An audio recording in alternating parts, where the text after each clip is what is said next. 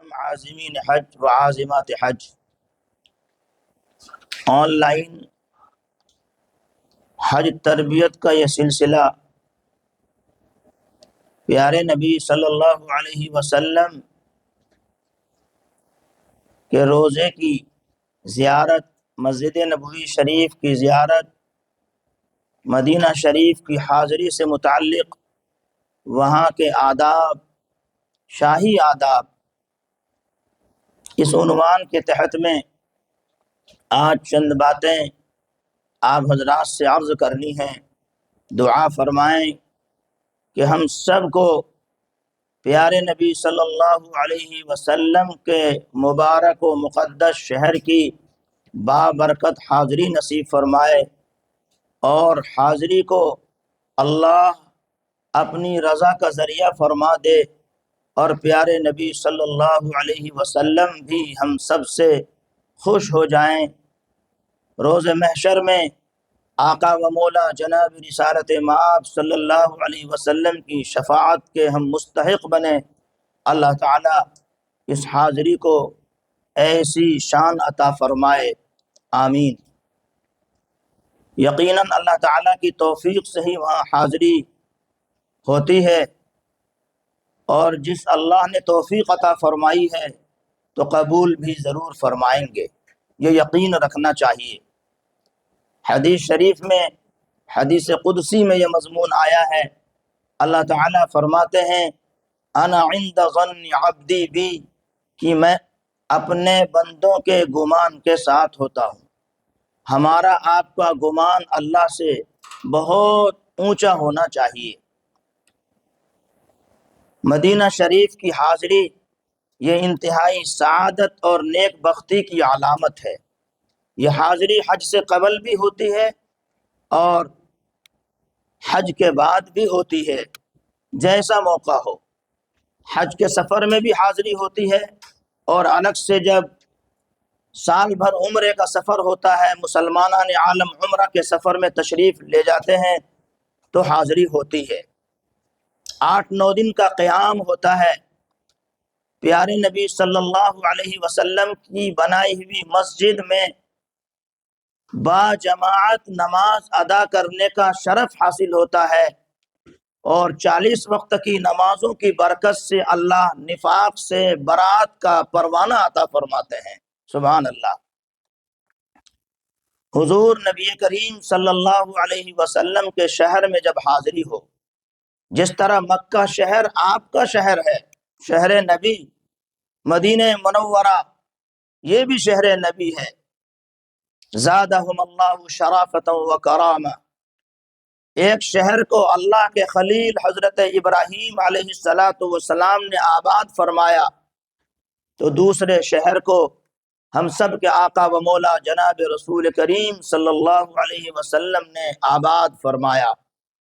ایک شہر مکہ کو اللہ کے خلیل حضرت ابراہیم جلیل علیہ السلام نے حرم قرار دیا، تو اس شہر کو، مدینہ طیبہ کو، اللہ کے حبیب جناب رسول اللہ صلی اللہ علیہ وسلم نے حرم قرار دیا۔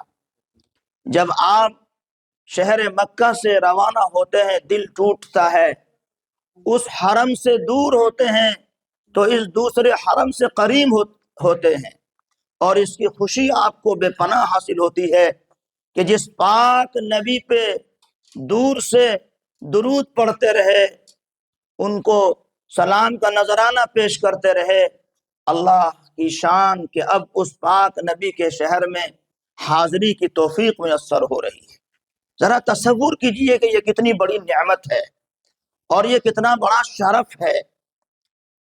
آپ جب مدینہ شریف پہنچیں تو پہلے اپنی قیام گاہ میں آپ تھوڑی دیر رکیں، غسل وغیرہ کر لیں۔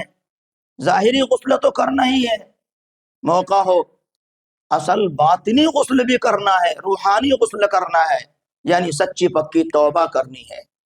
اللہ کے حضور میں یہ عرض کرنا ہے کہ اللہ آپ کے فضل و کرم سے یہاں حاضری ہوئی ہے، گناہوں سے پاک و صاف فرما دیجیے، اور پیارے نبی صلی اللہ علیہ وسلم کا سامنا ہونا ہے، منہ دکھانے کے قابل میں ہو جاؤں، اے اللہ گناہوں کو پورے طور پر دھو دیجئے اور تمام گناہوں کو بخش دیجئے۔ آپ نے ظاہری غسل فرمایا، باطنی بھی غسل سے فارغ ہوئے، درود شریف کی کثرت آپ پہلے سے کرتے رہے ہیں، اب اس میں اضافہ فرما دیجئے۔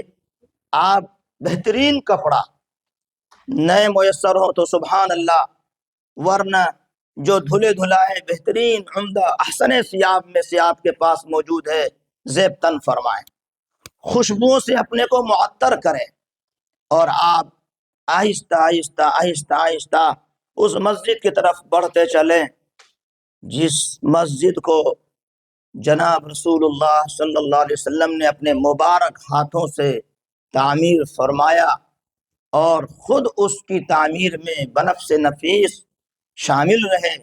حضرات صحابہ رضی اللہ عنہم اجمعین نے بھی آپ کا ساتھ دیا، آپ کا ہاتھ بٹایا۔ آپ ذرا اپنی اس خوش قسمتی کو محسوس فرمائیے کہ اللہ نے اب اس مسجد میں آپ کو حاضری کا موقع عطا فرمایا ہے جہاں حضرات صحابہ کے سجدوں کے نشانات ثبت ہیں۔ دونوں جہاں کے سردار، ہم سب کے آقا و مولا، مدینے کے تاجدار پیارے نبی صلی اللہ علیہ وآلہ وسلم نے سجدہ فرمائے، رکوع فرمایا، قیام فرمایا، تہجد کی نماز جس مسجد میں ادا فرمائی، جس مسجد میں آپ نے، آپ کے رفقا نے، آپ کے غم گساروں نے، جانثاروں نے اعتکاف فرمایا، اس مسجد میں آپ کی حاضری ہو رہی ہے۔ تو باادب باہوش ہو کر آپ آہستہ آہستہ چلیے، اور مسجد نبوی شریف میں جب آپ داخل ہوں، داہنا پاؤں آپ داخل فرمائیں، بسم اللہ والصلاة والسلام علی رسول اللہ، اللہم افتح لی ابواب رحمتک، دعا پڑھیے، اور آپ بھی اعتکاف کی، نفلی اعتکاف کی نیت فرمائیے۔ جب جب بھی حاضری ہو آپ یہی عمل کیجیے، اور اعتکاف کی نیت کرنا نہ بھولیے۔ موقع ہو 2 رکعت نماز، تحیت المسجد بھی پڑھ لیجیے، ریاض الجنہ میں موقع ہو تو سبحان اللہ، ورنہ پوری مسجد نبوی شریف میں کہیں بھی آپ 2 رکعت نماز ادا فرمائیے۔ یہ حق اللہ ہے جو حق نبی پر مقدم ہے، تو 2 رکعت نماز آپ تحیت المسجد کی نیت سے ادا فرمائیں۔ اس کے بعد آپ کے ساتھ اور بھی احباب ہیں، سب کو لے کر آگے بڑھے، اور دھیرے دھیرے قدموں سے چلیں، آواز قدموں میں نہ ہو۔ آپ اس آیت کے مضمون کو ذہن میں رکھیں، باب السلام سے آپ کا داخلہ ہوگا، وہ دروازہ مشہور ہے، آپ کو معلوم ہو جائے گا۔ آپ اس آیت کریمہ کو باب السلام میں داخل ہونے سے پہلے ہی سے ذہن میں رکھیے، جس آیت کریمہ کی تلاوت کا شرف میں نے آج خطبے میں حاصل کیا۔ ارشاد ربانی ہے، اعوذ باللہ من الشیطان الرجیم، بسم اللہ الرحمن الرحیم، یا ایہا الذین آمنوا لا ترفعوا اصواتکم فوق صوت النبی ولا تجهروا له بالقول كجهر بعضكم لبعض أن تحبط أعمالكم وأنتم لا تشعرون۔ اے مومنوں، تم نبی کی آواز کے اوپر اپنی آواز کو مت کرو۔ نبی صلی اللہ علیہ وسلم کی جو آواز ہے، آقا کی آواز سے بلند آواز کرنے کو اللہ نے منع فرما دیا۔ لا ترفعوا اصواتکم فوق صوت النبی، اپنی آوازیں بلند نہ کرو نبی کی آواز پر، اور نہ ہی اس طرح سے بے محابہ کھلے عام بات کرو جس طرح ایک دوسرے سے بات کیا کرتے ہو۔ اندیشہ ہے کہ کہیں تمہارے اعمال حبط نہ ہو جائیں، ضائع نہ ہو جائیں، اور تمہیں خبر بھی نہ ہو۔ یہ ادب بتایا گیا، جس طرح حضور نبی کریم صلی اللہ علیہ وسلم کی زندگی میں یہ ادب تھا۔ علماء نے تحریر فرمایا ہے کہ آپ کے پردہ فرمانے کے بعد بھی یہی ادب ملحوظ نظر رہے، اور یہ ادب تا قیامت باقی ہے۔ حضور نبی کریم صلی اللہ علیہ وسلم کی خدمت اقدس میں آپ سلام پیش کرنے کے لیے، درود کا ہدیہ پیش کرنے کے لیے بڑھ رہے ہیں، تو آپ مکمل درود شریف میں مشغول رہیں۔ آپ جس طرح اپنی توجہ بڑھائیں گے، جب مواجہہ ہوگا، آمنا سامنا ہوگا، اس جالی کے بالکل سامنے ہوں گے، اللہ اللہ جس کی تمنا آپ زندگی بھر کرتے رہے، اور لکھا ہوا وہاں آپ دیکھیں گے ہونا السلام علی رسول اللہ، یہ ہے وہ مبارک مقدس جالی، ہونا السلام علی رسول اللہ۔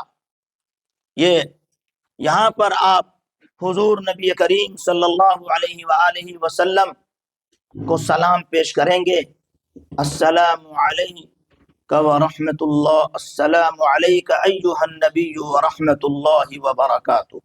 نماز میں جو التحیات پڑھتے ہیں اس میں ہم پڑھتے ہیں السلام علیک ایھا النبی ورحمۃ اللہ وبرکاتہ، الصلاۃ والسلام علیک یا رسول اللہ، الصلاۃ والسلام علیک یا حبیب اللہ، الصلاۃ والسلام علیک یا خیر خلق اللہ، الصلاۃ والسلام علیک یا خاتم النبیین والمرسلین صلی اللہ علیہ وسلم۔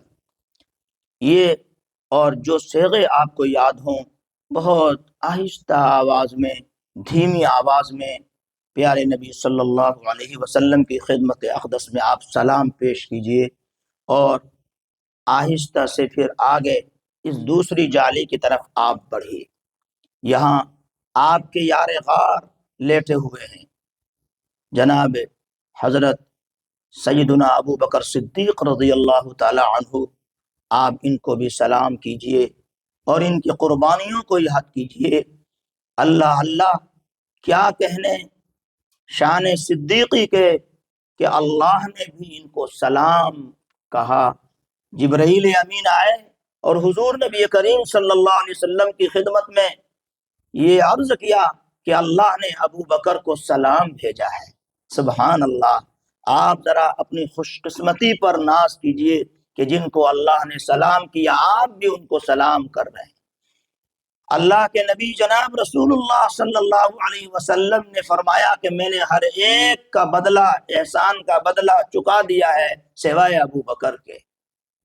اللہ تعالیٰ نے حضرت ابو بکر صدیق رضی اللہ تعالی عنہ کو جو جامعیت عطا فرمائی تھی، جو شان عطا فرمائی تھی، آپ تاریخ کے پنوں میں کچھ پڑھ کر کے جائیے تاکہ آپ کے دل میں ان کی محبت بے پناہ موجزن ہو جائے۔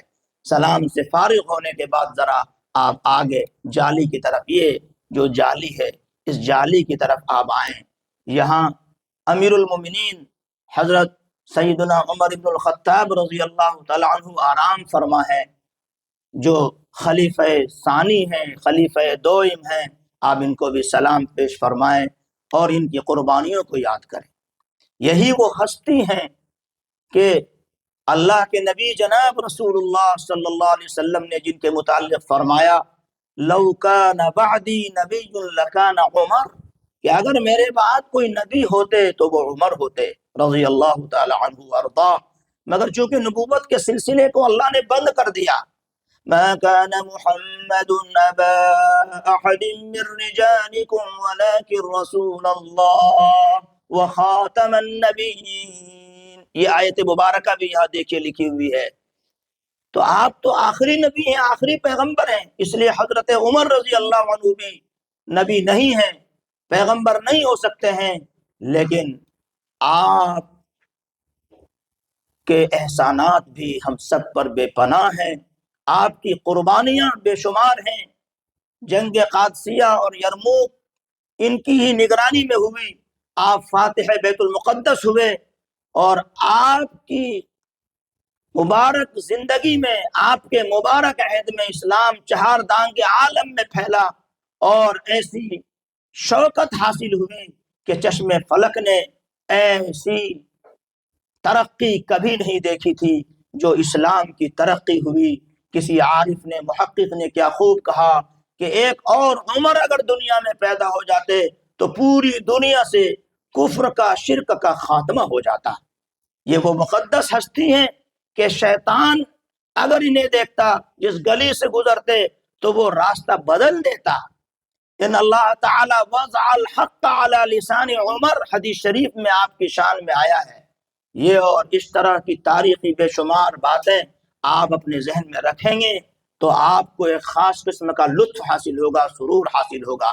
پیارے نبی صلی اللہ علیہ وسلم کو آپ نے سلام پیش فرمایا، جنہوں نے سلام کہا تھا آپ نام بنام اگر سلام کہہ سکیں تو پیش کیجئے موقع ہو تو، ورنہ آپ مجموعی طور پر فرما دیں کہ اے اللہ کے رسول صلی اللہ علیہ وسلم، آپ کی امت میں سے بہت سو نے ہمارے علاقے کے جب ہم آ رہے تھے سلام پیش کیا ہے، ان کا سلام بھی آپ قبول فرما لیجئے۔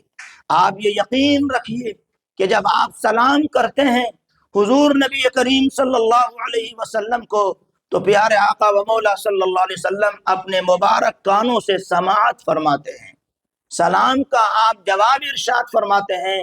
یہ ہمارے کانوں کا قصور ہے کہ ہم نہیں سن پاتے، اور بعض نے تو سنا بھی ہے۔ قرآن مجید میں ایک آیت ہے، اس آیت سے بڑا عجیب مضمون علماء نے نکالا ہے، آپ اس آیت کو بھی ذہن میں رکھیے۔ اللہ فرماتے ہیں وَلَوْ أَنَّهُمْ إِذ ظَّلَمُوا أَنفُسَهُمْ جَاءُوكَ فَاسْتَغْفَرُوا اللَّهَ وَاسْتَغْفَرَ لَهُمُ الرَّسُولُ لَوَجَدُوا اللَّهَ تَوَّابًا رَحِيمًا۔ اگر جس وقت کہ انہوں نے ظلم کیا اپنی جانوں پر، وہ آپ کے پاس آتے، یا آپ کی زندگی میں جن لوگوں نے ظلم کیا، گناہ کیا، طرح طرح کے پاپ کیے، اللہ فرماتے ہیں کہ اگر وہ آتے اور اللہ سے اپنے گناہوں کی بخشائش چاہتے اور رسول صلی اللہ علیہ وسلم بھی ان کے لیے بخشش طلب کرتے، تو اللہ کو بہت زیادہ توبہ قبول کرنے والا اور رحم فرمانے والا وہ پاتے۔ تو آپ کی خدمت میں آنے کی بات کہی جا رہی ہے، جاؤ کا، تو ابھی بھی تو آپ تشریف لائے ہوئے ہیں خدمت اقدس میں، اور جس طرح سے حضور نبی کریم صلی اللہ علیہ وسلم اپنی حیات مبارکہ میں زندہ تھے، آقا و مولا صلی اللہ علیہ وسلم پردہ فرمانے کے باوجود بھی آپ اپنی قبر شریف میں زندہ ہیں، حیات برزخی حاصل ہے، اور اس زندگی کو اللہ بہتر جانتے ہیں، ہم اور آپ نہیں سمجھ سکتے۔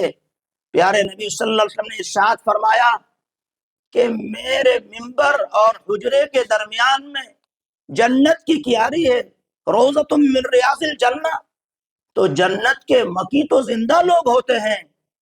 اس لیے آپ اس حدیث پر بھی اگر نظر رکھیں گے تو پیارے نبی صلی اللہ علیہ وسلم کو جو خاص قسم کی زندگی اللہ نے عطا فرمائی، جس کی وجہ سے امتی کے سلام کو آپ سنتے ہیں اور جواب ارشاد فرماتے ہیں۔ ایک اور آیت مشہور عالم دین نے اپنی کتاب میں تحریر فرمائی ہے، جناب حضرت مولانا مناظر احسن گیلانی نور اللہ مرقدہ نے، وہ آیت میں پڑھتا ہوں، آپ اس کا بھی لطف لیجئے۔ وہ فرماتے ہیں اعوذ باللہ من الشیطان الرجیم بسم اللہ الرحمن الرحیم وَإِذَا جَاءَكَ الَّذِينَ يُؤْمِنُونَ بِآيَاتِنَا فَقُلْ سَلَامٌ عَلَيْكُمْ، کہ جب آپ کی خدمت میں وہ آئیں جو ایمان لائے ہوئے ہیں، وَإِذَا جَاءَكَ الَّذِينَ يُؤْمِنُونَ بِآيَاتِنَا، ہماری آیتوں پر یقین رکھتے ہیں، فَقُلْ سَلَامٌ عَلَيْكُمْ، تو اے نبی آپ ان سے فرمائیے کہ تم پر سلام ہو۔ تو سلام یہ جب آپ کی زندگی میں آ رہے ہیں تو آپ ان کو سلامتی کی دعا دیجیے۔ آپ پردہ فرما چکے ہیں اور اس وقت آپ کی حاضری ہو رہی ہے، انشاءاللہ اس آیت کی برکت آپ کو بھی ملے گی۔ حضرت مولانا مناظر حسن گیلانی رحمۃ اللہ علیہ نے اس آیت سے استدلال کیا ہے کہ حضور صلی اللہ علیہ وسلم کی دعا، سلامتی والی دعا، سلام جب آپ کریں گے تو جواب میں آپ بھی سلام کہیں گے اور ارشاد فرمائیں گے، اس طرح سے سلامتی کی دعا پائیں گے۔ اس آیت سے انہوں نے استدلال کرنے کی کوشش فرمائی ہے۔ اب آپ نے سلام پیش کیا، اور پیارے نبی صلی اللہ علیہ وسلم نے جو فرمایا جنت کی کیاری، یہ دیکھیے یہاں آپ 2 رکعت نماز یا جتنی بھی نماز آپ پڑھ سکیں آپ ادا کر لیں، وہاں زیادہ دیر ٹھہرنے نہیں دیتے ہیں، دعا میں مشغول رہیں، کچھ ذکر و اذکار تسبیح و تحمید میں مشغول رہیں، اور خوب رو رو کر کے آپ دعا مانگیں، لیکن آواز بلند نہ ہو، بغل میں پیارے نبی صلی اللہ علیہ وسلم آرام فرما ہے، تو اس کا خیال ہے۔ آپ جب سلام پیش کر دیں تو 3-4 بانس کی دوری پہ آگے بڑھیں تو جنت البقیع کا حصہ ہے، وہ وقت مقرر کر دیا گیا ہے، صبح کے وقت میں یا عصر کے بعد میں اس کا دروازہ کھولا جاتا ہے۔ جنت البقیع یہ ہے، وہ دفن ہوا ہوگا نہ کہیں ایسا خزانہ ہرگز۔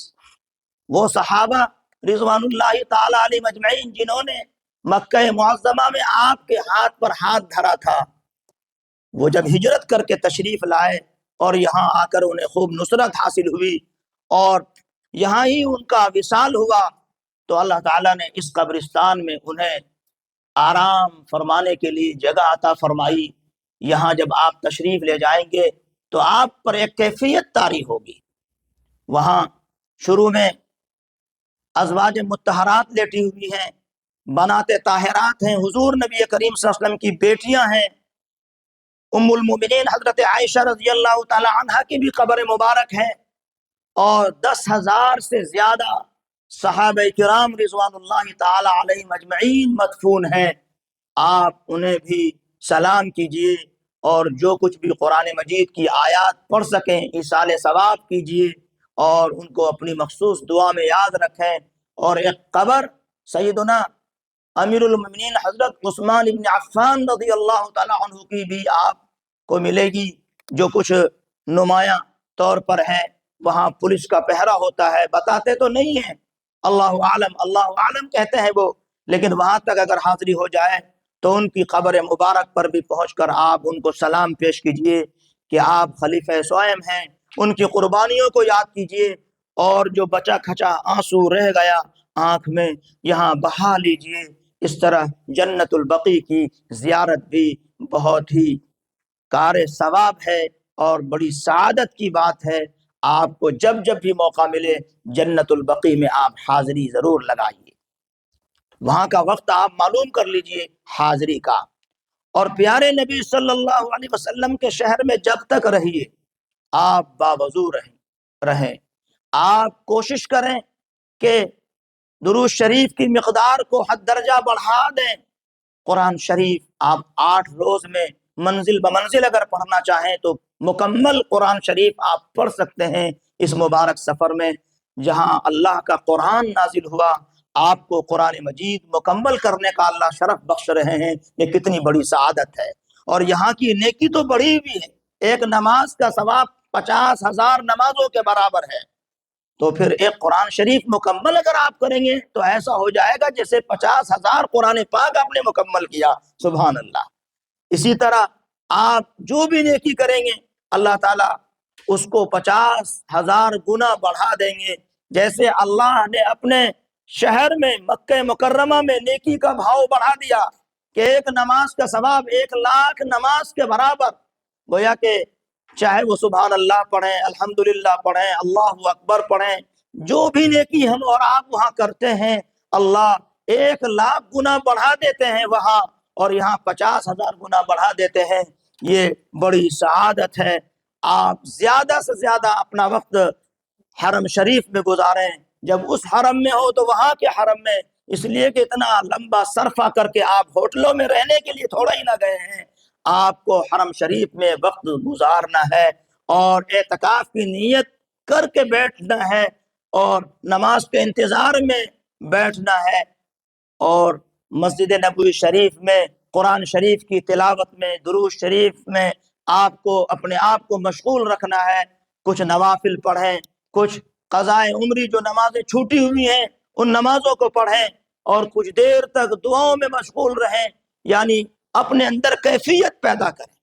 آپ ذرا سوچئے کہ اپنے اپنے علاقوں میں دور رہ کر کے درود شریف پڑھ رہے تھے، اتحیات میں کہہ رہے تھے السلام علیکہ ایھا النبی ورحمۃ اللہ وبرکاتہ، اب اللہ نے اس مسجد نبوی شریف میں آپ کو یہ درود شریف پڑھنے کا شرف بخشا ہے، اور اب وہاں سے آپ کہہ رہے ہیں نماز میں السلام علیکہ ایھا النبی ورحمۃ اللہ وبرکاتہ، تو کیسا کچھ لطف ملے گا، کیسا کچھ حظ اور سرور حاصل ہوگا، وہ تو ناقابل بیان ہے۔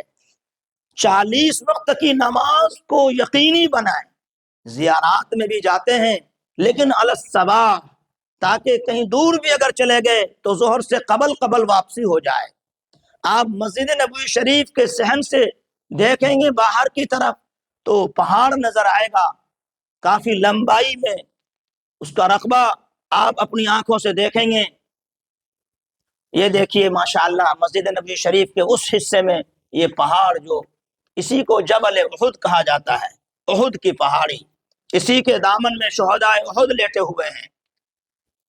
جبل رومات بھی آپ کو وہاں ملے گا، یعنی عبداللہ ابن جبیر رضی اللہ تعالیٰ عنہ کی قیادت میں جو اللہ کے نبی صلی اللہ علیہ وسلم نے ایک دستہ بھیجا تھا، فرمایا تھا کہ غلبنا و نصرنا، چاہے ہم مغلوب ہوں چاہے ہم فتح یاب ہوں، بہرحال یہاں ہی رہنا ہے، ہٹنا نہیں۔ لیکن اس خیال سے کہ ہماری تو جیت ہو گئی ہے، کچھ صحابہ نیچے اتر آئے تھے، وہ عبداللہ ابن جبیر رضی اللہ عنہ اور ان کے کچھ رفقا تو رہ گئے لیکن دوسرے کچھ نیچے اتر آئے۔ لمحوں نے خطا کی، صدیوں نے سزا پائی۔ اس طرح سے وہ حصہ بھی آپ کو جبل رومات، یعنی تیر اندازی کرنے والوں کا وہ پہاڑ، یعنی 50 تیر انداز جو اس پہاڑ پہ تھے، اس لیے اس کو رومات کہا گیا۔ رومات کے معنی تیر پھینکنے والے۔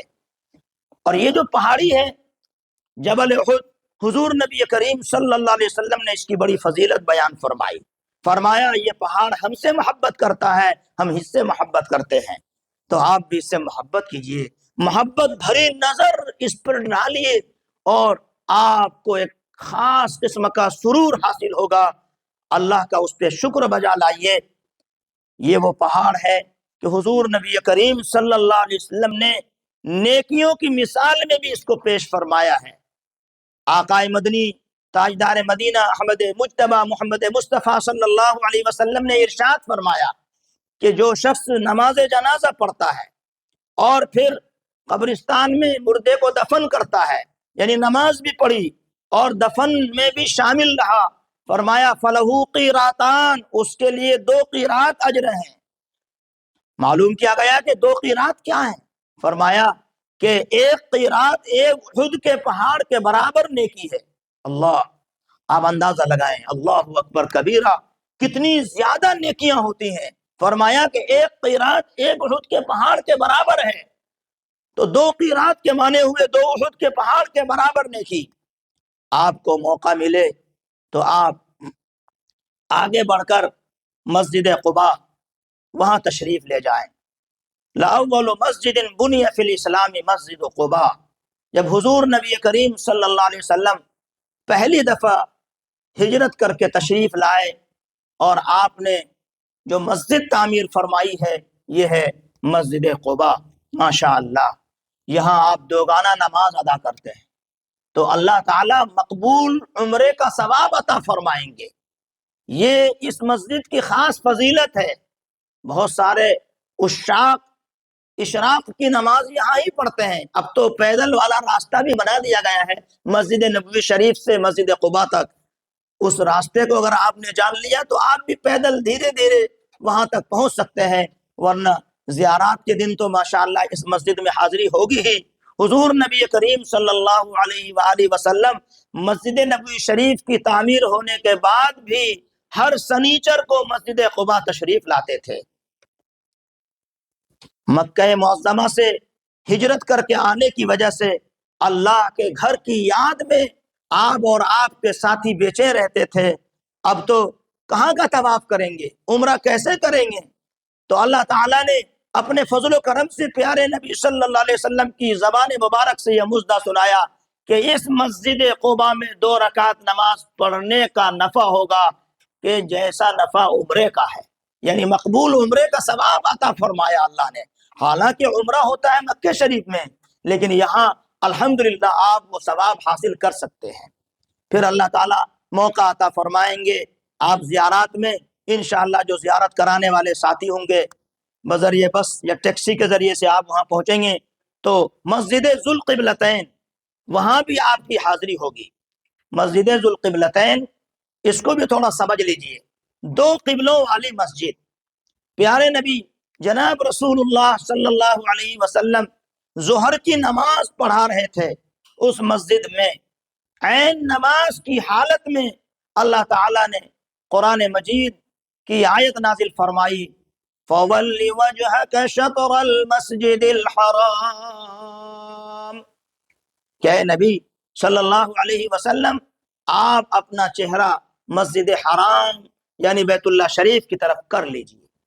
یہ حکم دیا نماز کی حالت میں، اور آپ بالکل گھوم گئے، یعنی جس جانب آپ تھے اس جانب سے مکمل دوسری جانب سمت مخالف میں، اور کعبہ شریف کی طرف آپ نے اپنا چہرے مبارک فرما لیا۔ جتنے صحابہ تھے وہ سب کے سب نماز ہی میں گھوم گئے۔ تو وہاں پر علامت بیت المقدس کی طرف قبلہ، تو دیوار میں وہ مصلی جائے نماز بنا دیا گیا ہے۔ آپ اپنی آنکھوں سے دیکھیں گے کہ اچھا پہلے کچھ دنوں کے لیے 16-17 مہینوں کے لیے عارضی طور پر یہ قبلہ ہوا تھا بیت المقدس کی جانب، پھر اللہ تعالیٰ نے دائمی طور پر کعبۃ اللہ کو قبلہ بنا دیا، اور اللہ تعالیٰ نے یہ حکم نماز میں نازل فرمایا۔ پیارے نبی صلی اللہ علیہ وسلم کو پہلے سے معلوم تھا کہ قبلہ بدلے گا، تحویل قبلہ اسی کو کہا جاتا ہے، اس کا حکم آئے گا، آپ کو یقین تھا، اللہ نے بتایا تھا۔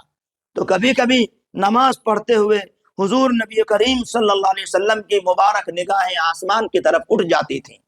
اس کا نقشہ بھی قرآن مجید میں اللہ نے کھینچا ہے، فرمایا ہے قَدْ نَرَى تَقَلُّبَ وَجْهِكَ، اے نبی آپ کے چہرے مبارک کے اٹھنے کو اللہ دیکھتے ہیں، ہم دیکھتے ہیں، الی السماء آسمان کی طرف، فَلَنُوَلِّيَنَّكَ قِبْلَةً تَرْضَاهَا، تو اللہ نے وعدہ فرمایا کہ ضرور ہم آپ کو ایسے قبلے کی طرف پھیر دیں گے جو آپ کی پسند کا ہوگا۔ ترضاہا، اللہ اللہ، آپ کی کیا شان اللہ نے بنائی کہ حضور نبی کریم صلی اللہ علیہ وسلم کو اللہ فرماتے ہیں کہ جو آپ کی پسند ہے وہ آپ کی پسند کا ہم خیال رکھیں گے۔ علامہ اقبال مرحوم نے کبھی فرمایا تھا، خودی کو کر بلند اتنا کہ ہر تقدیر سے پہلے خدا خود بندے سے پوچھے بتا تیری رضا کیا ہے۔ حضور نبی کریم صلی اللہ علیہ وسلم کی رضا، خواہش، اس کی تکمیل اللہ نے فرمائی تحویل قبلہ کے ذریعے سے۔ آپ بھی جب اس مسجد میں، مسجد ذوالقبلتین میں، یہ دیکھیے ماشاءاللہ مسجد ذوالقبلتین یہی ہے، وہ باہر سے کچھ گاڑیاں بھی نظر آ رہی ہیں آپ کو، بڑا دیدہ زیب اور ماشاءاللہ کیا خوشنما منظر ہے یہاں کا۔ اور مسجد کے اندر آپ تشریف لے جائیں، باوضو نہ ہو تو وضو خانے میں جا کے وضو فرما لیں، خواتین کے لیے الگ ہے اور مرد حضرات کے لیے، رجال کے لیے الگ انتظام ہے۔ آپ مسجد میں جا کر اطمینان سے 2 رکعت نماز پڑھ لیجئے، تحیۃ المسجد پڑھ لیجئے، تحیۃ الوضو پڑھ لیجئے، صلاۃ التوبہ پڑھ لیجئے، صلاۃ شکرانہ پڑھ لیجئے، جو بھی آپ پڑھ سکتے ہیں، موقع ہی موقع ہے آپ کے پاس، تو آپ کچھ دیر وہاں بھی اللہ سے لو لگائیے اور اللہ کا شکر ادا کیجئے کہ الحمدللہ اس مبارک سفر میں اللہ نے یہاں کی بھی حاضری کی توفیق عطا فرمائی، اور پھر آپ وہاں سے نکل جائیے۔ ماشاءاللہ آپ واپس آ گئے ہیں اور اپنے حجرے میں آ گئے ہیں، اپنی قیام گاہ میں آ گئے ہیں۔ جیسا کہ پہلے عرض کیا گیا تھا کہ قیام گاہ میں زیادہ آپ کو نہیں رکنا ہے، کم راہ۔ میرے استاد محترم حضرت مولانا عبد الخالق صاحب سنبلی نور اللہ مرقدہ فرماتے تھے کہ کم راہ یعنی کم رہو، یعنی جتنا کم رہے وہی اچھا ہے، اسی لیے شاید کم راہ کہتے ہیں۔ خیر ان کا تو یہ لطیفہ تھا۔ میں یہ عرض کر رہا ہوں کہ آپ نے اتنا لمبا صرفہ برداشت کیا ہے تو حسین و جمیل ہوٹلوں کو نہ دیکھیں کہ ہم نے اتنا پیسہ خرچ کیا ہے تو کیسے نہ وصول کریں، نہیں، آپ کو زیادہ وقت اللہ کے نبی جناب رسول اللہ صلی اللہ علیہ وسلم کی مبارک مسجد نبوی شریف میں ہی گزارنا ہے۔ اللہ نے قرآن مجید میں فرمایا لَمَسْجِدٌ أُسِّسَ عَلَى التَّقْوَى مِنْ أَوَّلِ يَوْمٍ أَحَقُّ أَن تَقُومَ فِيهِ، کتنی مبارک بات ارشاد فرمائی کہ وہ مسجد جس کی بنیاد روز اول ہی سے تقوی پہ رکھی گئی ہے، اے نبی وہ حق رکھتی ہے کہ آپ وہاں کھڑے ہوں۔ یہ اصل میں مسجد ضرار کے مقابل میں فرمایا گیا۔ مسجد ضرار جو اہل ایمان کو نقصان پہنچانے کے لیے ایک مسجد بنائی گئی تھی، تو اللہ تعالیٰ نے منع فرما دیا کہ وہاں آپ کو نہیں جانا ہے، آپ کو یہاں۔ تو اللہ تعالیٰ نے جگہ کی نشاندہی فرمائی کہ آپ کو یہاں رہنا ہے۔ حضور نبی کریم صلی اللہ علیہ وسلم جب تشریف لائے مدینہ شریف میں تو اپنے گھر بنانے کی پہلے فکر نہیں فرمائی، اللہ کا گھر بنایا۔ دنیا کو یہ تعلیم دی، یہ سبق دیا کہ لوگوں تم اپنی کالونی میں اللہ کا گھر بنانا اور اپنے آپ کو اس گھر سے ایسا مضبوط جوڑنا کہ اللہ سے رشتہ مضبوط و مستحکم ہو جائے۔ آپ اللہ سے اللہ کو بھی مانگیے، اللہ سے رسول اللہ صلی اللہ علیہ وسلم کی عظمت کو، محبت کو، عقیدت کو مانگیے، اور صفہ چبوترا جو مسجد نبوی شریف میں ہے، اس چبوترے پہ بھی اگر حاضری کا اللہ موقع عطا فرمائے تو وہاں پر یہ دیکھیے صفہ چبوترا ہے ماشاءاللہ، جہاں اصحاب صفہ تشریف رکھتے تھے۔ ایک وقت تھا کہ وہ یہاں حضور نبی کریم صلی اللہ علیہ وسلم سے جو دروس حاصل فرماتے وہ دوسروں تک منتقل فرماتے، ان کی آپسی ترتیب ہوتی تھی، اور ہر وقت کے حاضر باش جو صحابی ہر وقت یہاں رہتے، ان میں ایک نام اور نمایاں نام حضرت ابو ہریرہ رضی اللہ تعالی عنہ کا ہے۔ کل روایات ابو ہریرہ را شمار 5374 کے 5374 روایات ان سے مروی ہیں۔ ماشاءاللہ یہ چبوترے کی برکت ہے، اور اس چبوترے کو دیکھ لیجیے، اس سے یہ سبق ملتا ہے کہ دین کا کام کرنے کے لیے کوئی بڑی جگہ شرط نہیں ہے۔ اگر چھوٹی جگہ ہو، مختصر جگہ ہو، وہاں سے بھی دین کا کام شروع کیا جائے گا تو اس کے اثرات عالم میں ظاہر ہو کے رہیں گے۔ الحمدللہ یہ وہ نمونہ ہے جو آپ اپنی آنکھوں سے دیکھیں گے۔ خواتین کے لیے بھی روز رسول پر صلاۃ و سلام پیش کرنے کے لیے اوقات مقرر ہیں، آپ وہاں معلوم کر لیں گے اور انہیں ہدایت کریں گے کہ وہ آہستہ آہستہ آواز کے ساتھ سلام پیش کریں گی۔ عام طور پر دیکھا گیا کہ وہاں شور ہو رہا ہوتا ہے اور کافی آوازیں بلند ہو رہی ہوتی ہیں، اور بڑا افسوس ہوتا ہے منظر دیکھ کر کے۔ اللہ کی پناہ آپ اپنی ساتھ کی خواتین کو، عازمات حج جو ہیں، انہیں اس بات کا پابند بنائیں کہ نہیں، آپ اپنی نیکیوں کو محفوظ کیجئے۔ اس سے اندیشہ ہے کہ کہیں اعمال ضائع نہ ہو جائیں، اکارت نہ ہو جائیں، نیکی برباد، گناہ لازم کا مصداق اپنے کو نہ ہونے دیں، اس بات کو یقینی بنائیں۔ اور ہر نماز کے آدھ پون گھنٹے کے بعد آپ اگر صلاۃ و سلام پیش کرنے کے لیے تشریف لے جائیں گے تو نسبتاً بھیڑ کم پائیں گے، اور بار بار یہ شرف حاصل ہوگا صلاۃ و سلام پیش کرنے کا، آپ کہیں اور یہ موقع نہیں پائیں گے۔ بعض حضرات سے یہ غلطی ہوتی ہے کہ ایک دو دفعہ یا چند دفعہ صلاۃ و سلام پیش فرما کر وہ مطمئن بیٹھے رہتے ہیں۔ نہیں نہیں، یہ تو بڑی سعادت کی بات ہے کہ حضور نبی کریم صلی اللہ علیہ وسلم کا سامنا ہو، اور مواجہہ شریف میں جیسے یہ بالکل سامنے ہے، آپ السلام علیکہ ایھا النبی ورحمۃ اللہ وبرکاتہ، الصلاۃ والسلام علیک یا رسول اللہ، الصلاۃ والسلام علیک یا حبیب اللہ، الصلاۃ والسلام علیک یا خیر خلق اللہ۔ یعنی آپ جس طرح اپنے اندر تڑپ پیدا کریں گے، اللہ کے نبی جناب رسول اللہ صلی اللہ علیہ وسلم کی اسی قدر توجہ پائیں گے۔ آپ آرام فرمائیں، اور خاص شان کے ساتھ اللہ تعالیٰ نے آپ کی یہ آرام گاہ کو ہمیشہ کے لیے آرام گاہ بنا دیا۔ جبکہ آپ پیدا ہوئے مکہ شریف میں، آپ یہاں جب تشریف لائے، حالانکہ مکہ فتح ہو چکا، چاہتے تو وہاں واپس جاتے، لیکن آپ نے بوئے وفا مدینہ میں دیکھی تو یہاں ہی قیام کو ترجیح دی۔ 1400 سال سے ہمارے حضور نبی کریم فداہ ابی و امی صلی اللہ علیہ وآلہ وسلم یہاں آرام فرما ہیں۔ آپ صلاۃ و سلام کا نذرانہ پیش کریں اور اس کو اپنے لیے بڑی سعادت سمجھیں، اور جب روانگی کا وقت ہو تو آپ کی نگاہ گنبد خضرا پہ ہو، ٹکٹکی باندھے ہوئے اس گنبد خضرا کو دیکھتے ہوئے دھیرے دھیرے آگے بڑھتے رہیں بس کی طرف اور دیکھتے رہیں، یہ بھی محبت کی ایک نشانی ہے۔ اگر آپ مدینہ شریف میں کھو گئے، گھر کی یاد بالکل نہ آئی، یا کبھی دعا سلام تک بس، تو جتنی زیادہ آپ ادھر مشغول رہے درود شریف میں، اللہ سے لو لگانے میں، یا حرم شریف میں، کعبہ شریف میں بھی آپ کھو کے رہیں، اور جو ایک اور بازار ہے دنیاوی، اس میں آپ نے اپنے کو زیادہ مشغول نہیں کیا، تو میں آپ کو یقین دلاتا ہوں کہ یہ حج کے قبول ہونے کی نشانی ہے۔ اور مدینہ شریف کی حاضری کے وقت میں بھی جب یہی حالت ہوئی تو وہاں کی حاضری کے بھی قابل قبول ہونے کی یہ نشانی اور علامت ہے۔ اللہ سے دعا ہے کہ اللہ تعالی حج مقبول نصیب فرمائے، مبرور نصیب فرمائے۔ اپنی دعاؤں میں ضرور ہم سب کو یاد رکھیے گا، ہماری کمیٹی کو، ریاستی حج کمیٹی کو، یہاں کے ذمہ داران کو، کارکنان کو، سب کو یاد رکھیے گا، حج کمیٹی آف انڈیا کو بھی یاد رکھیے گا۔ پورے ہندوستان میں جتنی حج کمیٹیز ہیں، جو ان کے کارکنان ہیں اور پورا عملہ اور ان کی پوری ٹیم کام کر رہی ہے، سب کو اپنی دعاؤں میں، مخصوص دعاؤں میں یاد رکھیے گا، اور اس عاجز سیاہ کار کا سلام پیارے نبی صلی اللہ علیہ وسلم کو پیش فرما دیجیے گا۔